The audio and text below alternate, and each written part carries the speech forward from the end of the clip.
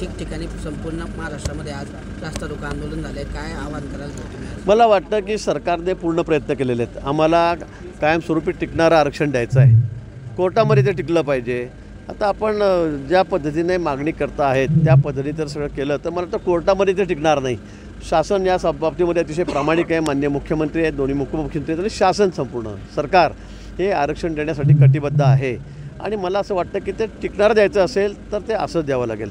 आता मागासवर्गीय आयोगाचा रिपोर्ट आल्यानंतर आम्ही एका दिवसाचं अधिवेशन घेतलं, कायद्यामध्ये त्याचं रूपांतर केलं, आम्ही त्या ठिकाणी संदर्भातलं बिल एकमताने पास केलं. मला वाटतं ज्यावेळी सगळे विधानसभेतले 288 आमदार, विधान परिषदेचे आमदार हे सगळे एकमताने बिल पारित करतायत तर त्याला काहीतरी अर्थ आहे, त्याचं काहीतरी महत्त्व आहे.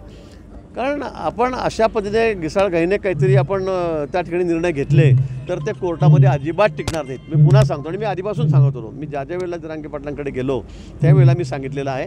म्हणून मी पुन्हा त्यांना सांगेल की सरकार या बाबतीमध्ये अतिशय पॉझिटिव्ह आहे. आपल्याला कायमस्वरूपी टिकणारा आरक्षणच त्या ठिकाणी द्यायचं आहे आणि म्हणून असं रस्ता रोको करून टोकाची भूमिका घेऊन मला असं वाटतं तर चालणार नाही.